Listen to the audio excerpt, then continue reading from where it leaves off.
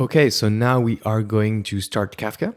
So I am in my downloaded Kafka directory right here. And so as you can see, there's a bin, a config, a libs, and a site doc directory. So what I have to do is number one, start ZooKeeper, and number two, start Kafka.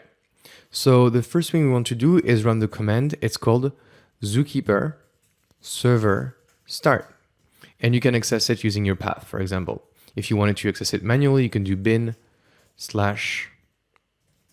ZooKeeper server start. Okay, it's up to you. You can use whichever command. Okay, and for this, you need to reference a config file.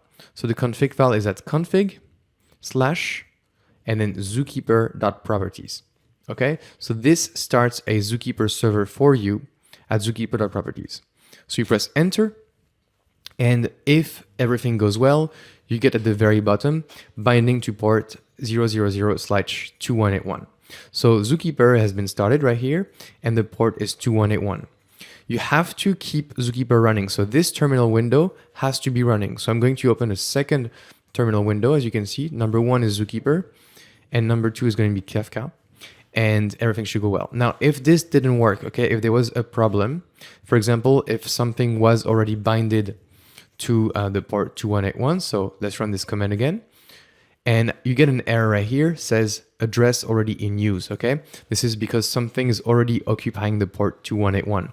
If you get this, you need to figure out what is occupying the port 2181 and deal with it, okay? Super, super important. The other thing to do is to look at the configuration of zookeeper.properties. So let's look at it. And as we can see, the data directory is /temp/zookeeper. And so this is a temporary directory, and it's not the greatest if you want to keep everything smooth and working well. And so what you may want to do is change this data directory. So we'll just create a directory called data in here. Okay, we have a data directory, and within it, I'm going to create a zookeeper directory. So data/zookeeper. And so now we're going to use that directory instead to basically replace this line data dir. So let's go ahead and do this. So if I go to data, if I do pwd, I get the full path. Now I'm going to edit what I need. So I'll do nano config /zookeeper.properties. And at this line, the data dir, I'll just input my full path. So /data/zookeeper. And this is enough. Okay, so the full path to my ZooKeeper, and that's so I don't lose any data. Press save. I saved it, so you can make sure that it's saved. You can use whatever text editor you want, but here, now the line is being taken into account. And so if I go back to my ZooKeeper, I'm going to stop it by doing Control-C. And now before I stopped it, I'm going to restart it. And now it's still binding to port 2181, but it's going to use my new data dir. So if we just look at the content of the data dir now by doing ls data/zookeeper, we can see that there's a version 2 in it. And so basically something was created, and this is a ZooKeeper specific directory, okay? But now ZooKeeper is using this data dir.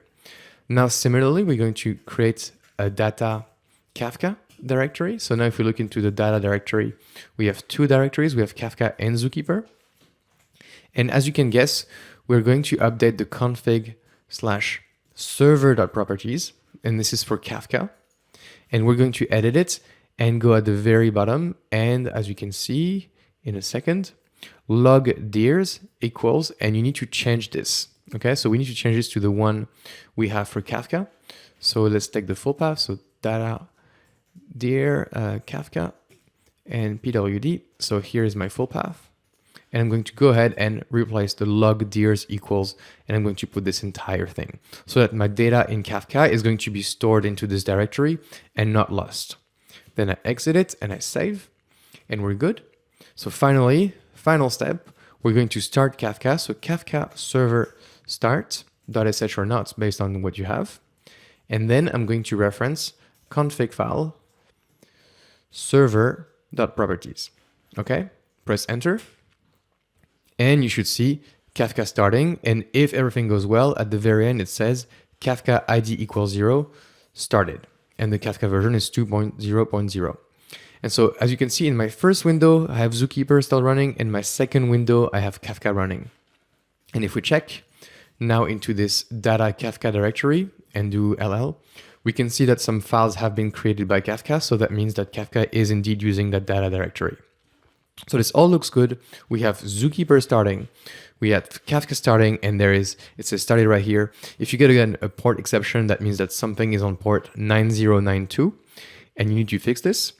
But if ZooKeeper and Kafka are started and you have everything into this data directory, then you're good. And then you can go ahead with the hands-on lessons to learn how to use Kafka properly. So if we get the same setup, then congratulations, and I will see you in the next lecture.